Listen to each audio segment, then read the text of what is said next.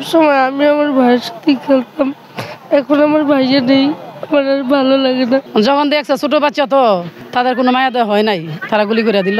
ভাইয়া সবসময় আমার সাথে খেলতো, সবসময় আমি আমার ভাইয়ের সাথে খেলতাম, এখন আমার ভাইয়া নেই, আমার আর ভালো লাগে না।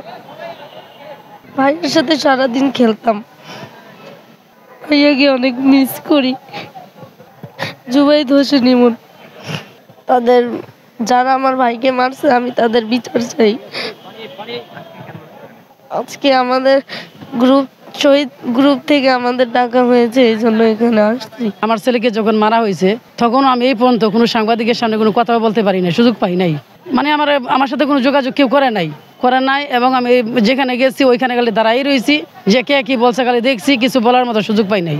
আমার ছেলের 19শে জুলাই মোহাম্মদপুরে হেলিকপ্টার থেকে মারা হয়েছে। এখন আমার মা হিসাবে আমি একটাই দাবি করি, আমার ছেলেকে যারা যারা মারছে, হেলিকপ্টারকে যারা যারা নির্দেশনা দিয়েছে গুলি করার জন্য বা ছত্রভঙ্গ করার জন্য, তাদের আমি ফাঁসি চাই। আমার দাবি একটাই, আমি বিচার চাই। বিচার ছাড়া আমি আর কিচ্ছু চাই না। আমার ছেলের বয়স ছিল 13 বছর। আমার ছেলে মাদ্রাসার ছাত্র ছিল, ফোরে পড়তো না। ওরে মারা হয়েছে আপনার মোহাম্মদপুর আল্লাহগড়ের মসজিদের সামনে।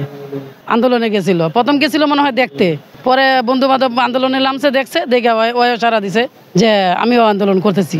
যখন দেখছে ছোট বাচ্চা তো তাদের কোনো মায়া দেওয়া হয় নাই, তারা গুলি করে দিল। কিন্তু বাইরনের আগে আমার ছেলে আমাকে একটা কথাই বলছে যে মা, আবু সাইদ মুগ্ধ যখন মাইরা ফেলাইছে তা আমাদের বাড়ির জন্য আমরাও রাস্তায় নেমে যাই। এই কথাটা বললে সে নেমে গেল। আমি দৌড়াইতে দৌড়াইতে তারা আর ধরতে পারি নাই।